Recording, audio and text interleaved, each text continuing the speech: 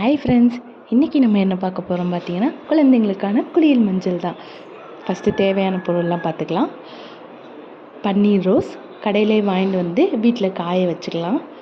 Second ஒன்று என்னென்னு பார்த்தீங்கன்னா, ஆவாரம் பூ. இது நார்மலாகவே நமக்கு கிடைக்கும், பட் ஆனால் கிடைக்கலன்னா நீங்கள் கடையில் வாங்கிக்கலாம். தேர்டு ஒன் மஞ்சள், கஸ்தூரி மஞ்சள். ஃபோர்த்து வந்து கடலப்பருப்பு. ஃபிஃப்த்து என்னென்னு பார்த்தீங்கன்னா, பூலாங்கிழங்கு, நாட்டு மருந்து கடையில் கிடைக்கும். சிக்ஸ்த்து என்னென்னு பார்த்தீங்கன்னா பாதாம். அடுத்து லாஸ்ட்டு தான் பச்சைப்பயிறு. ஃபஸ்ட்டு இந்த 7 பொருளையும் நம்ம காய வச்சுக்கலாம். அதுக்கு என்னென்ன பண்ணலான்னு பார்க்கலாம். கடலப்பருப்பு ஒரு 100 கிராம் எடுத்துக்கலாம். அடுத்து பச்சைப்பயிறு ஒரு 100 கிராமு. ஃபஸ்ட் டைம் நீங்கள் அரைச்சி பாருங்கள், உங்களுக்கே அதில் எவ்வளோ பெனிஃபிட் இருக்குன்னு தெரியும். தேர்ட் ஒன்று வந்து பூலாங்கிழங்கு ஒரு 50 கிராம் மட்டும் எடுத்துக்கோங்க.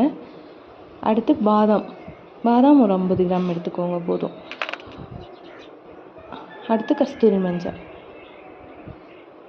இது எல்லாத்தையும் ஃபஸ்ட்டு நல்லா காய வைக்கணும். காய வச்சுட்டு அடுத்து இந்த ஆவாரம் பூவில் குச்சி குச்சியாக இருக்குல்ல, ஏன்னா கடையில் தானே வாங்கியிருக்கோம், ஸோ அந்த குச்சி எல்லாத்தையும் எடுத்துருங்க.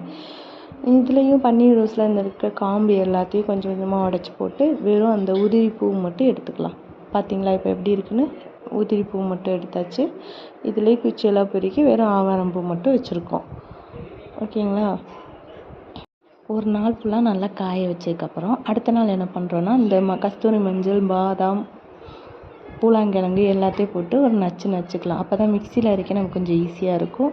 அதை நச்சு எடுத்து வச்சுட்டு அதை ஒரு நாள் ஃபுல்லாகவே மொத்தமாக காய வச்சுக்கலாம். இப்போ நமக்கு தேவையான பொருள் எல்லாமே ரெடி ஆயிடுச்சு.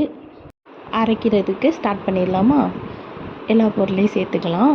நான் என்னோடய பொண்ணுக்கு 3rd மந்த்லேருந்து இதை ஸ்டார்ட் பண்ணேன். இப்போ என் பொண்ணுக்கு 8 மந்த் ஆகுது. இது வரைக்குமே நான் இன்னுமே யூஸ் பண்ணிட்டு தான் இருக்கேன். நீங்களும் கண்டிப்பாக உங்கள் குழந்தைங்களுக்கு யூஸ் பண்ணி பார்த்துட்டு கமெண்ட் பண்ணுங்கள் எப்படி இருந்துச்சுன்னு சொல்லிவிட்டு. இப்போது அரைச்சதை எடுத்து சலிக்க ரெடி பண்ணலாம்.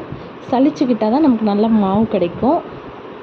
கை வச்சு சலிக்க உங்களுக்கு ஒரு மாதிரி இருந்தால் டம்ளர் வச்சு இந்த மாதிரி ஈஸியான மெத்தடில் சலித்து எடுத்துக்கோங்க. ஃபைனல் அவுட்புட் இப்போ பார்ப்போம். எவ்வளோ சூப்பராக இருக்குன்னு பாருங்கள். ரொம்ப சூப்பராக இருக்குது. கண்டிப்பாக நீங்களும் ட்ரை பண்ணுங்கள். மறக்காமல் சப்ஸ்கிரைப் பண்ணிடுங்க. அடுத்த வீடியோ என்னோடய பேபிக்கு நான் என்ன சோப் யூஸ் பண்ணுறேன்னு உங்களுக்கு காட்டுறேன்.